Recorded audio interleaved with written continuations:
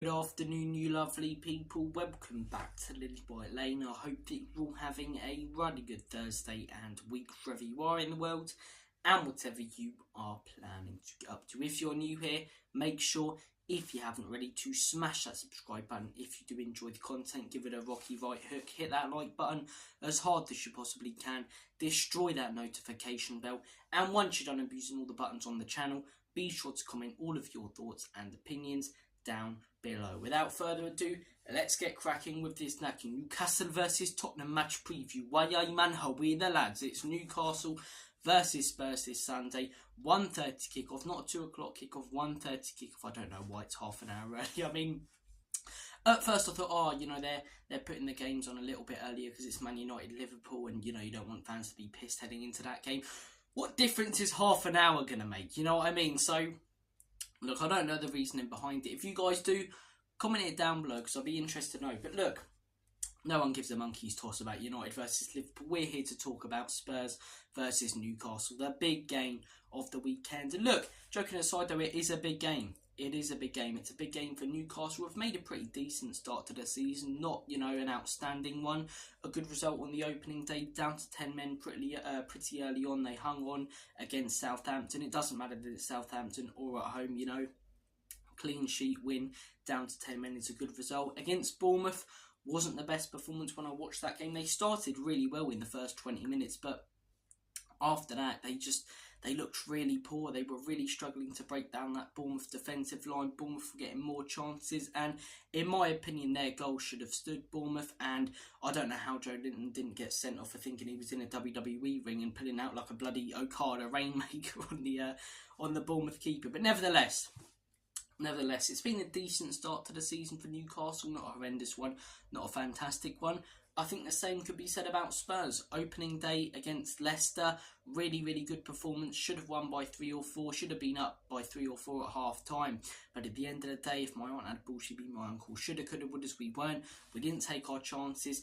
Out of all the people to put the ball in the back of the onion bag, it was Jamie Vardy who got the equaliser. Leicester showed some more fight in the second half, and we came away with a point after that one. And the Everton game, you can't read into the result too much because it is Everton. That club are an absolute shambles at the minute. They are an absolute mess. I mean, I complain a lot about Spurs, rant a lot about Spurs, but you do look at, clubs like Everton, especially, as I say, clubs in League 1 and League 2, I wouldn't say I support Wycombe, but I occasionally go and see Wycombe. They're my local club, and it puts into perspective that we are quite lucky, in all honesty, to be Spurs fans. But yeah, Everton are a mess. They're an absolute mess. So you can't read too much into that result. But look, you've got to play who's in front of you. We scored 4 goals, kept a clean sheet. Some lovely, lovely player performances in there as well. Mickey van der Ven sprinting through the midfield. I mean, what a run that was. And the Bissouma goal as well. There's no better way to apologise than that. So both teams have made a decent start.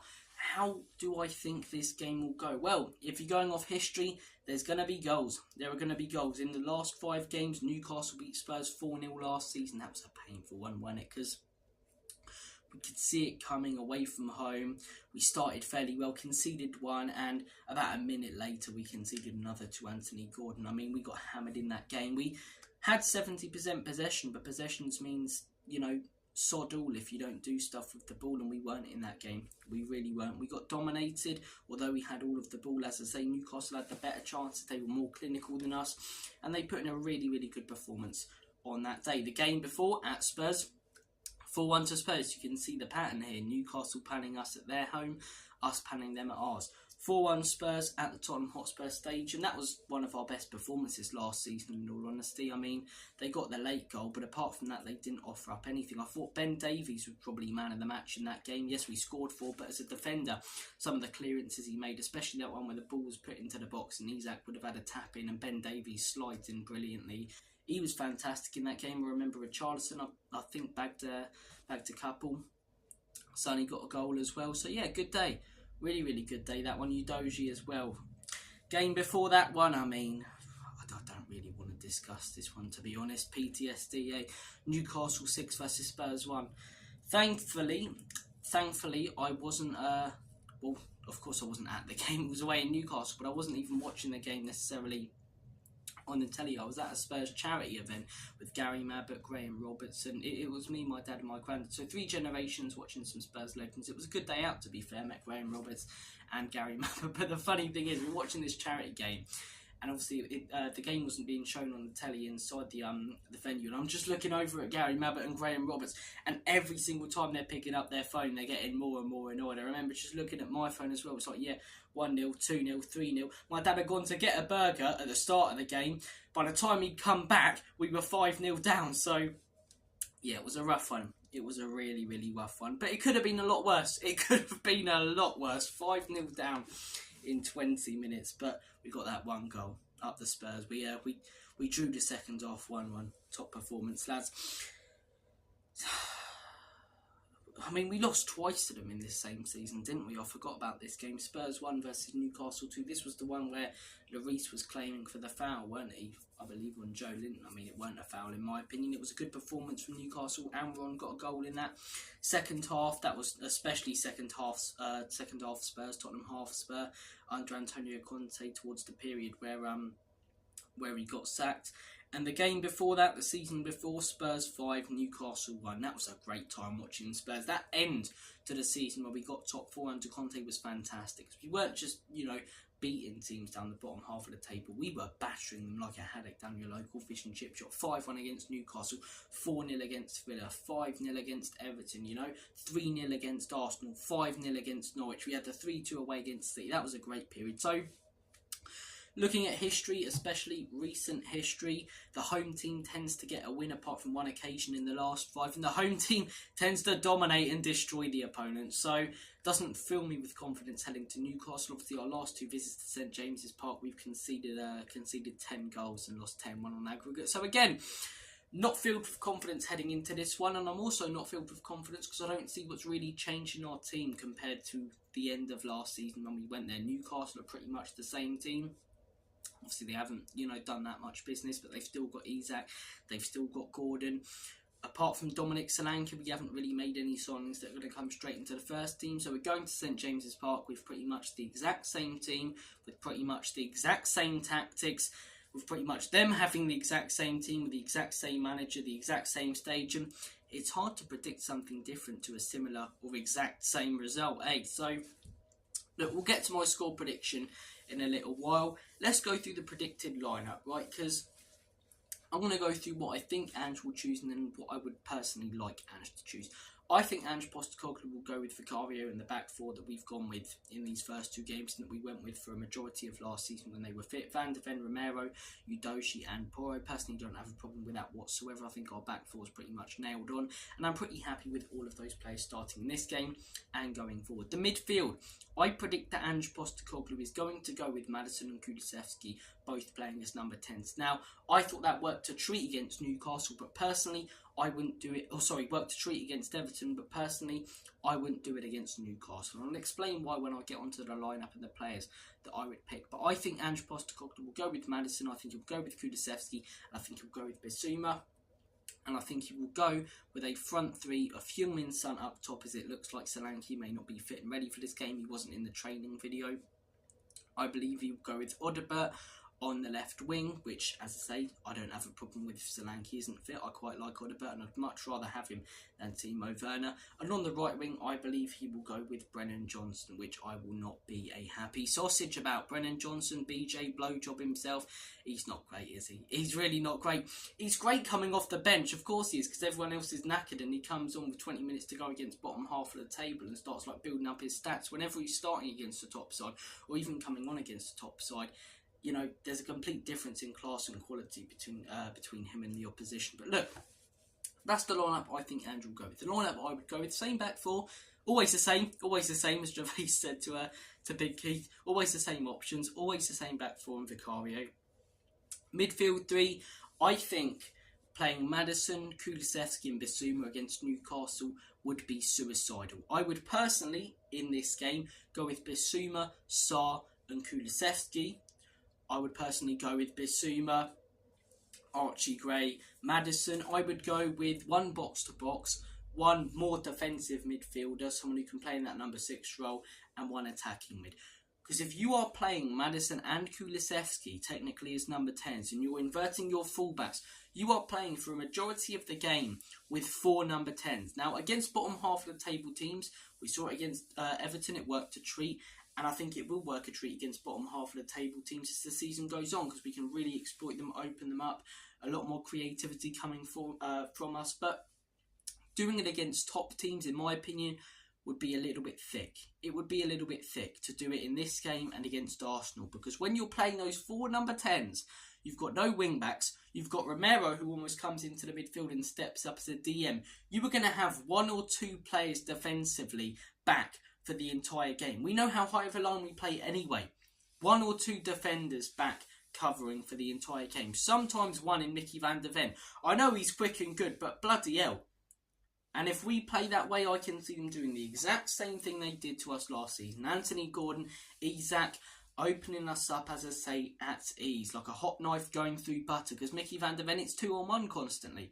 It's 2-on-1. And he didn't have his best game against Newcastle away last season. But, you know, I like our attacking tactics against the bottom half of the table teams. But against top teams, I think Andrew's got to adapt and change. And if he plays 2 number 10s in this game, we may as well, you know, score 2 or 3. But we'll end up conceding 5 or 6. It would be stupid. It really, really would be stupid. I think that Ange Postecoglou will go with them. And in my opinion, as I say, it won't benefit us. But as I say, we'll get on to score prediction in a minute. Front 3, if Solanke's fit, you play him in my opinion. I would personally try Odobert on the right wing. I would try Son on the left wing. And I would try Richarlison up top. If Solanke isn't fit. I think Odobert, as I say, great on the left wing. Let's see what he's about on the right. He's not a natural right winger in my opinion. We need someone like Eze who's versatile, can play both positions and as a 10. But there's probably more chance, as I say, of Millwall winning a trophy than that. Or more chance of Spurs winning a trophy than that. That's better. But yeah, I think Richarlison would offer us, you know, that vocal point up top. He's that striker, not necessarily that clinical striker, but a target player, which Solanke would be. See what Odobert's about. Can he be versatile? And then if he has a bad game, at least we'll know. And Son on the left wing. I was very, very critical of Son in the first game. Last game, second half, he wasn't quite up to the standard I want. First half, I thought he looked really, really good. So I'll play Son in this game. Plus, we haven't really got many other options. Timo Werner or Johnson. Nah, you're right. You're right with those 2. But as I say, look, players to watch out for Newcastle, I would say Isak and Gordon. They're their 2 real danger men. They're the 2 men who are going to put the ball in the back of the onion bag for them. Set pieces defensively, we conceded, as I say, to them from the set piece last season.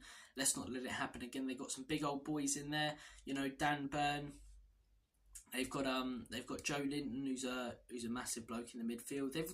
They've got some big players. They've got some very tall players, and we know that Vicario tends to struggle defensively from set pieces, as I say, using his muscle a little bit, as good of a shot stopper as he is. So, look, set pieces we definitely need to train, and I hope that we have this week for them against Newcastle. I think set pieces are going to be a huge threat for them.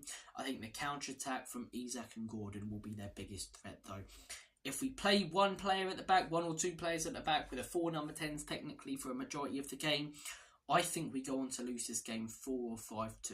That's what I'm saying. If we don't play the 2 number 10s, and, you know, I don't really care who the midfielders are. I think all of them can come in and do a job. But we sort of play a number 6, a number 8 and a number 10. I'm saying that we draw this game 2-2 or narrowly lose it 3-2. If I had to be pushed to a result, I'm going to say... I hate saying it, but I'm going to say that Newcastle beat us 5-2. Because I think he will go with Maddison and Kulusevski because it worked. If he doesn't, and we play a more sensible lineup that covers us a little bit more defensively, hopefully without Newcastle being, as I say, you know, with the same momentum they had last season, I see us potentially getting a draw. Do I see us winning? No. If we did get a win, as I say, I would be thoroughly impressed. Because the Everton win, great. Let's bang on about that. Let's be happy about that. But these games, Newcastle away, Arsenal at home, Brighton away, those are the games that we'll find out what we're made of this season. Has anything really changed at Spurs? In my opinion, I don't really think it has. I think we might get battered by a few of these teams like we did last season and batter the lower half of the table teams. But we will see. And a win in this game, are Newcastle the top side like an Arsenal or Man City? No. But going to St James's Park, away from home, on the television, when you've lost there 10-1 on aggregate over the last 2 visits and getting a win, that would be a statement. That would show that these Spurs players have a better mentality than last season, and that would show, in my opinion, that we've improved. Because we didn't really get a great result, a win especially away from home against any of the top sides. We got a draw against Man City, which was fantastic, with the Kulusevski shoulder, as I say, in the last minute. We got the Arsenal draw where we outplayed them. Apart from that, we lost away to Newcastle.